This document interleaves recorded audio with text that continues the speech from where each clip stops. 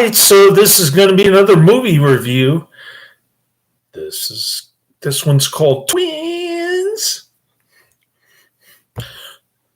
1988. I'm giving it 3 out of 5 stars. I thought it was about the same as Twin Dragons.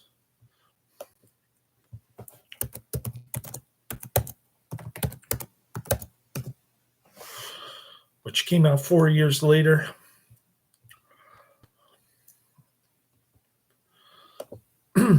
This is a silly Arnold Schwarzenegger buddy comedy film.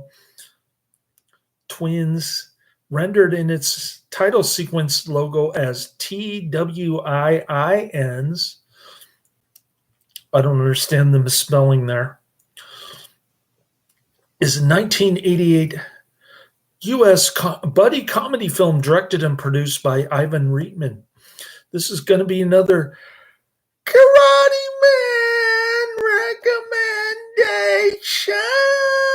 I'm giving it 3 out of 5 stars, like I said. The film is about unlikely fraternal twin brothers, Arnold Schwarzenegger and Danny DeVito. It's got the same lame jokes about how the two twins, they mimic each other's movements and they know where they are. Each one knows where the other one is. Okay, these twins were separated at birth. The core of the film is a contrast between the streetwise Vincent DeVito and the intelligent but naive Julius Schwarzenegger. I thought it was a funny, albeit ridiculous movie. A bit too lamestream for my taste. Only their mother can tell them apart. That's what the movie poster says. And they're in their cool outfits with the sunglasses, the green shirt, and the beige suit, I guess, and some loafers. The film was a commercial success, grossing $216 million worldwide. Instead of taking their usual salaries for the film, Schwarzenegger, DeVito, and Reitman agreed with the studio to take collectively 40% of the film's box office and rental returns. This resulted in them receiving the biggest paychecks of their film careers. Another surprise. All right. Distributed by Universal Pictures. Release date December 9th, 1988. Running time 107 minutes, too long. Country, United States. Budget of $18 million and box office of a whopping $216.6 million. Cha-ching!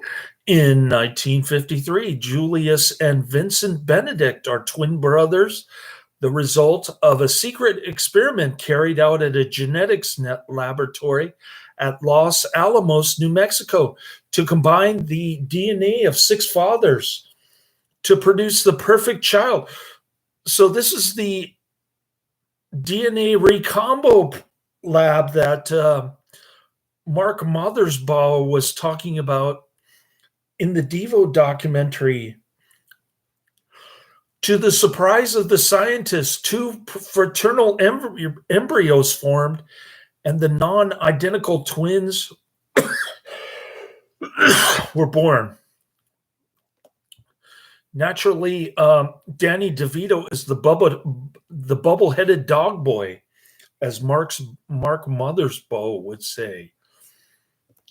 Vincent was placed in an orphanage run by nuns in Los Angeles.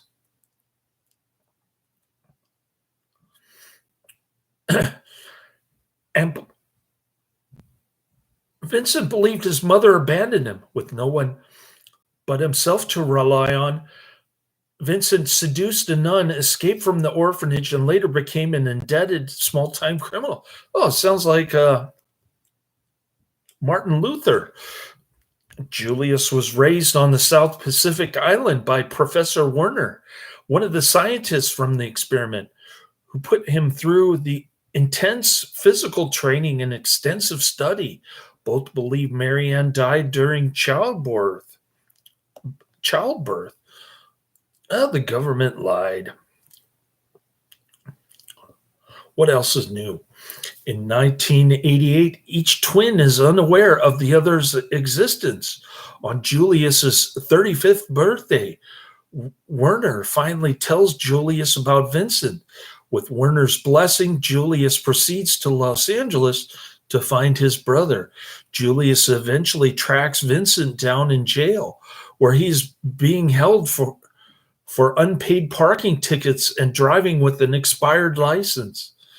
This movie is so outlandish and ridiculous. It starts to get annoying after a while.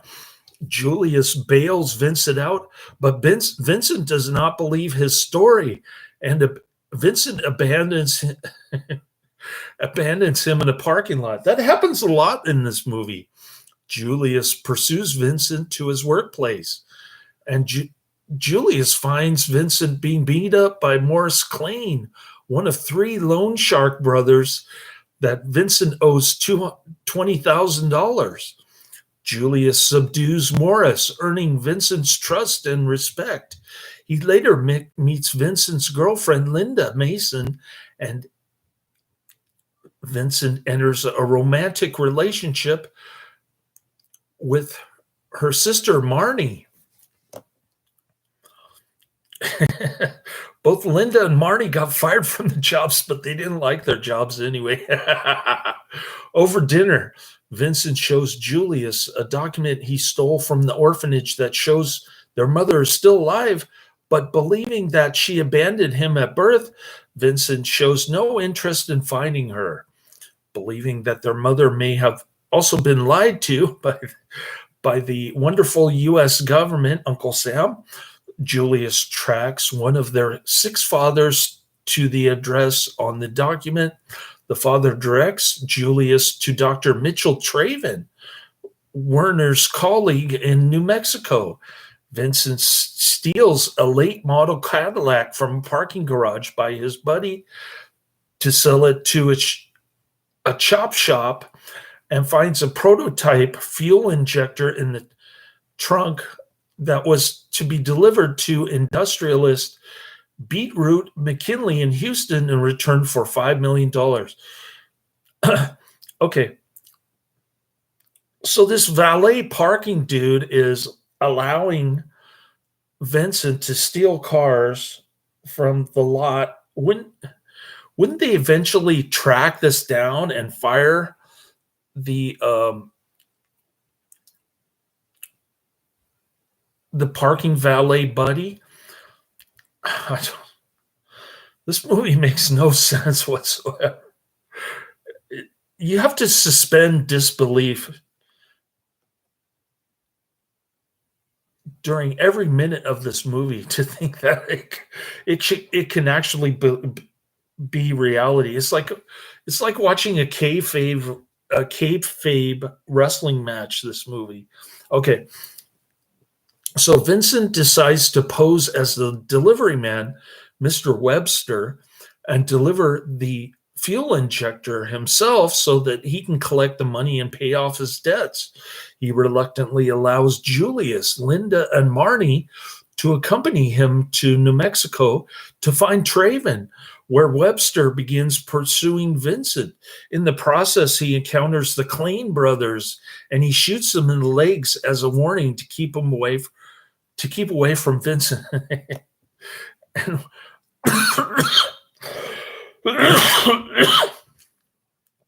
and one of the Klein brothers says, "Are you okay? Should I take you to the hospital?"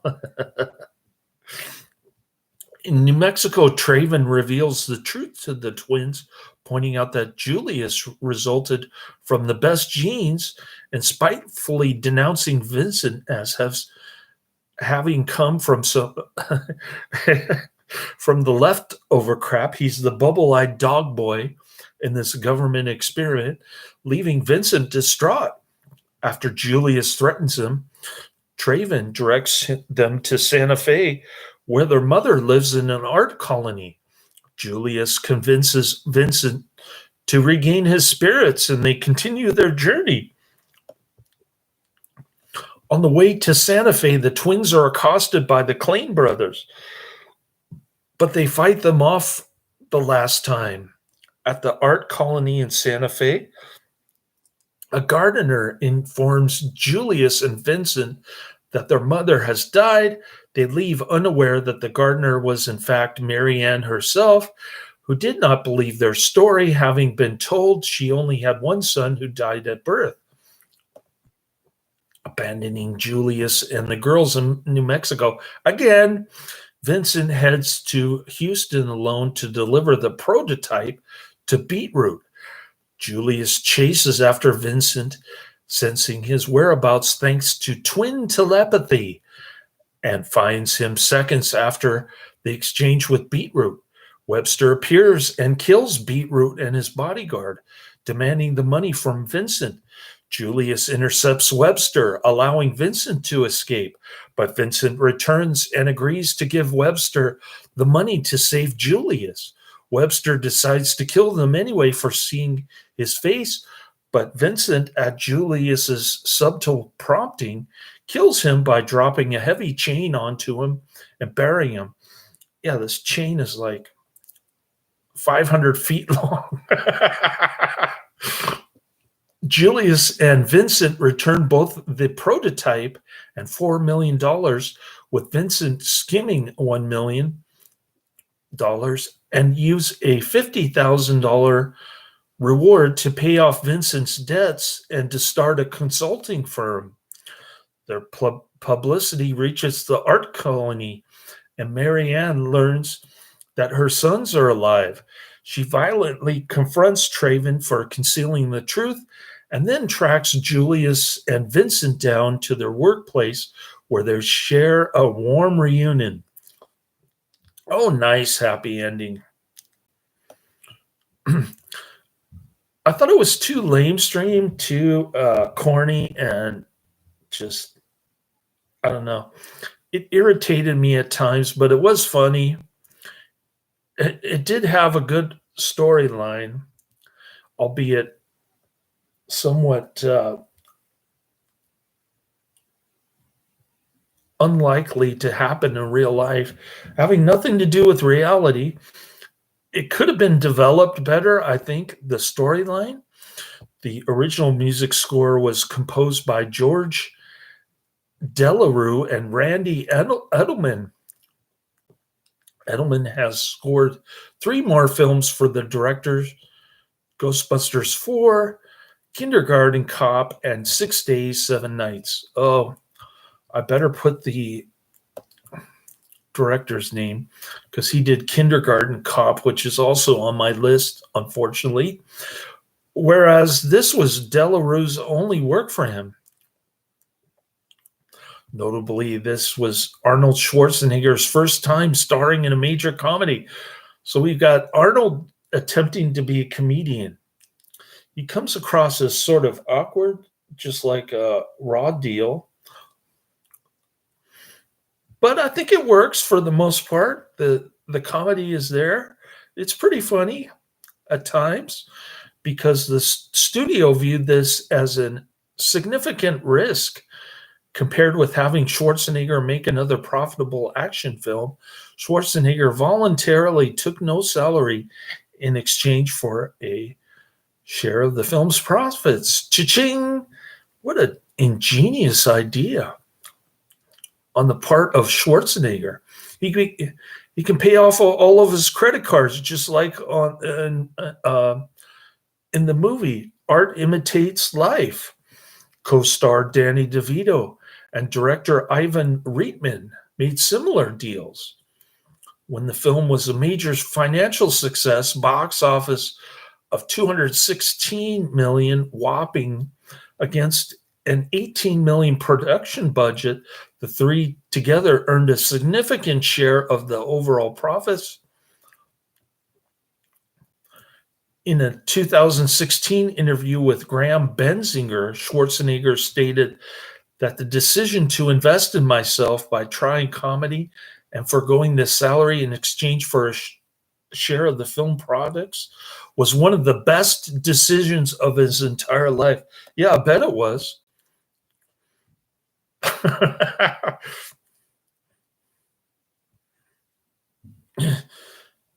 Schwarzenegger, first and foremost, is a smart businessman.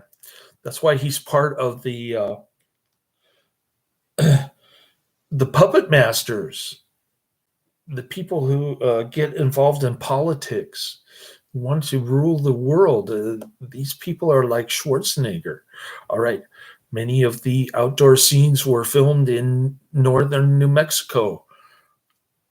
Locations and backgrounds included the Rio Grande Gorge Bridge near Taos, the San Francisco de Assisi's Mission Church in Ranchos de Taos, St. Francis Cathedral in Santa Fe, and buildings in Los Alamos. The film's title theme song, Twins, which is horrible, performed by Philip Bailey and Little Richard, reached number 82 on the Billboard Hot 100 chart in 1989. So I've got to put the director's name and Little Richard in the music credit. The film was a commercial success, opening at number one film in the United States, earning $11 million on its opening weekend.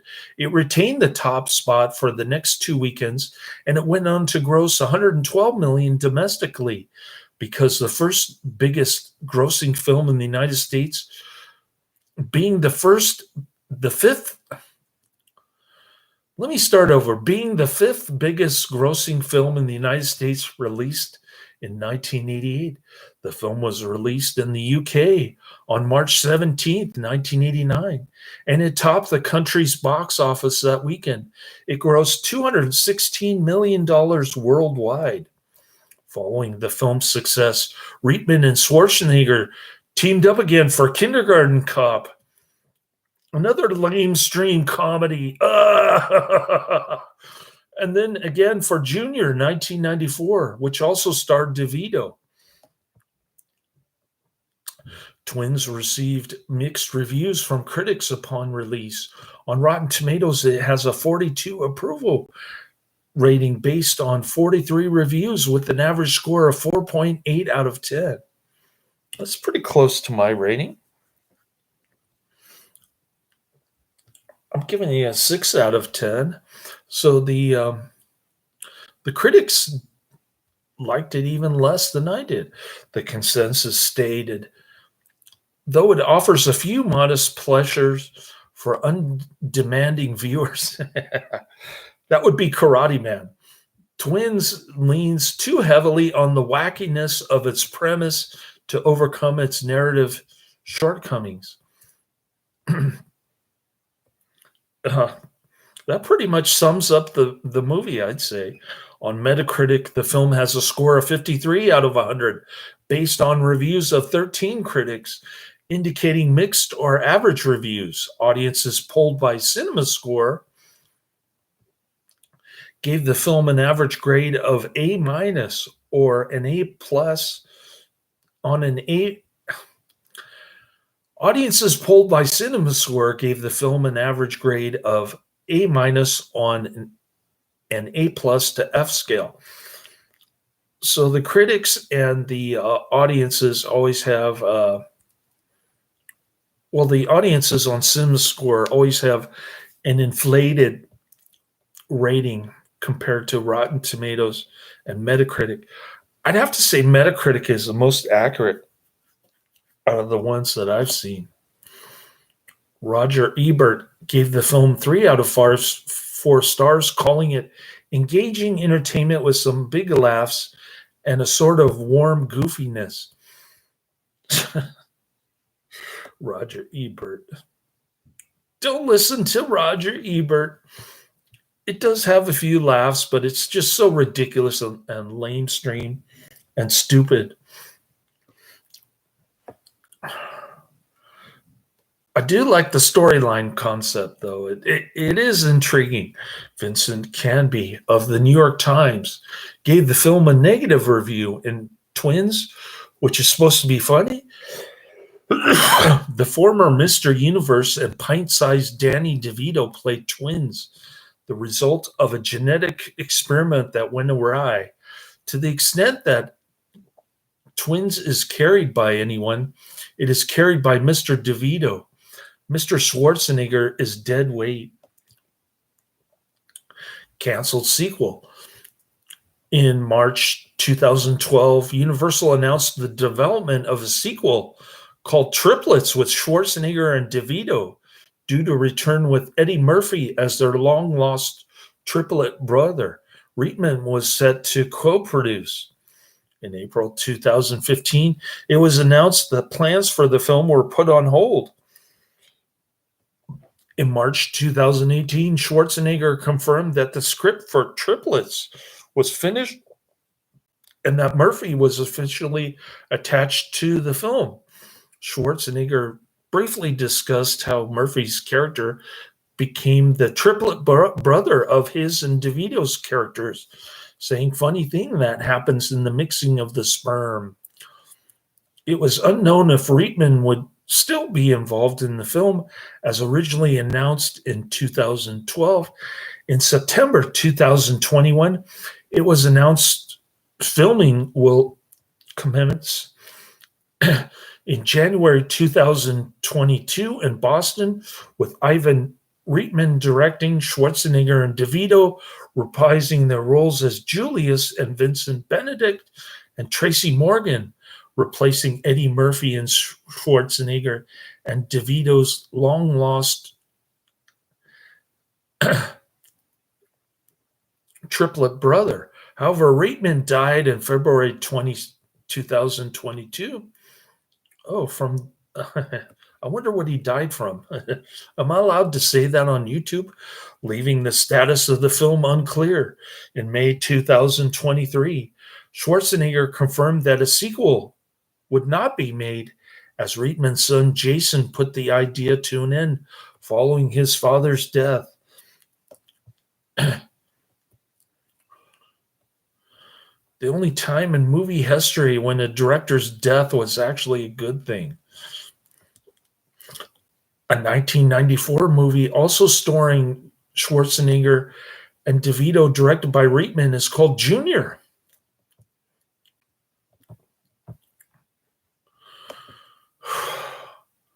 Thankfully, that movie is not on my list. At least I don't think it is. Let's check. I have my list up. I'm ready. Let's go.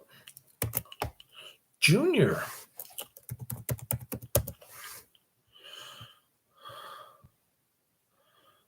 Ta-da!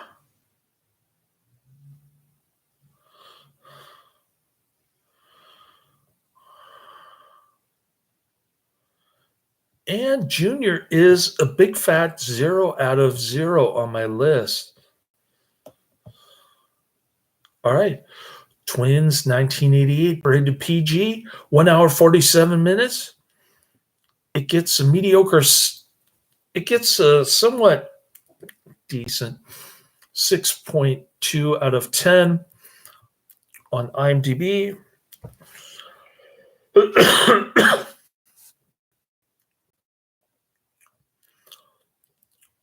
So IMDb is more accurate than Metacritic, and Metacritic is more accurate than Rotten Tomatoes and CinemaScore.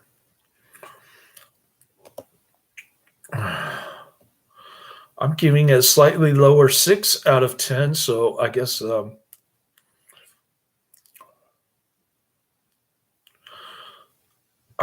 in the middle, the consensus here on IMDb. 104th A whopping 140,000 ratings for this. The popularity is 2,715, up 44. Lamestream. A physically perfect but innocent man goes in search of his long-lost twin brother, who turns out to be a short, womanizing, small-time crook. Comedy with Danny DeVito, Arnold Schwarzenegger, which gets a low 4.7 out of 10. Then you've got Last Action Hero and Commando. Commando is a decent Schwarzenegger action movie. It's one of the decent Karate Man recommendations, actually. And it's got very young Alyssa Milano in it. Julius and Vincent Benedict are the results of an experiment that would allow for a perfect child. Julius was planned and he grows to athletic proportions. Vincent is an accident and is somewhat smaller in stature. Vincent is placed in an orphanage while Julius is taken to the South Seas island. He is raised by philosophers. Vincent becomes the ultimate lowlife, and he is about to be killed by loan sharks when Julius discovers that he has a brother and begins looking for him. That's the storyline from John Vogel, J.L. Vogel at Comcast.net on IMDb. Taglines: only their mother can tell them apart. They should have made DeVito into a bubble-eyed dog boy so that he would have the face only a mother could love. Universal needed to know if Arnold Schwarzenegger, Danny DeVito, and Ivan Reitman were committed very early on because they were under deadline. They made the deal on a napkin at lunch with agents. They signed it, and DeVito then had it framed. Julius made Vincent return the money, but to whom? The money came from Beetroot, who was killed. Quotes, Julius Benedict said, I did nothing. The pavement was his enemy. Another stupid, silly joke from Schwarzenegger. Some of these jokes are unintentionally funny because Schwarzenegger looks so goofy trying to pull off comedy. It's one of those so bad that it's good type films. Okay. Which we like on this channel, but I'm not too crazy about this one, okay? It's just way too lamestream for me. The title Twins appears with two I. One of them is smaller than the other one, referring to the appearance of the two main characters. Okay, I get it now. Thank you for explaining that, IMDb. I was too stupid to figure it out myself. Connections. Edited into Funny or Die presents 50 Shades of DeVito, 2018. Soundtracks. Twins, performed by Philip Bailey and Little Richard. More lamestream pop music, written by Skip Scarbo and Lauren Bates as Lauren Smokey Bates. Here's a more flattering interpretation. This might be more along the lines of Karate Man's perception of twins. This comes from Alan997, dated February 17, 2012. Alan997 gives us an 8 out of 10. And the title of the review on IMDb is pretty much faultless, 5.9. How come? Well, I just told you how come, Alan997. I don't do IMDb reviews. I drop by all the time. And when I've just seen a movie, I often drop by with my prediction. And though I say so myself, I've got pretty good over the years. I guess 6.3, it's a 6.5. I guess 7.2, it's a 7.0. Just watched Twins for the first time in 20 years and came in with my prediction of 8.1. And what the 5.9? You've got to be kidding. Of its genre, Twins is darn near perfect. Great idea, brilliantly executed, an excellent script with great one liners and terrific plot twists along the way. And above all, one of the best buddy twosomes outside of 48 hours. How this ended up under 6 just defeats me. Okay, so we've got another Karate Man buddy twosome movie, which kind of explains why he's so obsessed with this kind of stuff. I was so amazed and indignant that I ended up doing my first IMDb review in years in the hopes it might ease the score just a bit closer to where it deserves to be, which is 8 minimum. If you don't enjoy Twins, check your pulse. Okay, I'm checking it.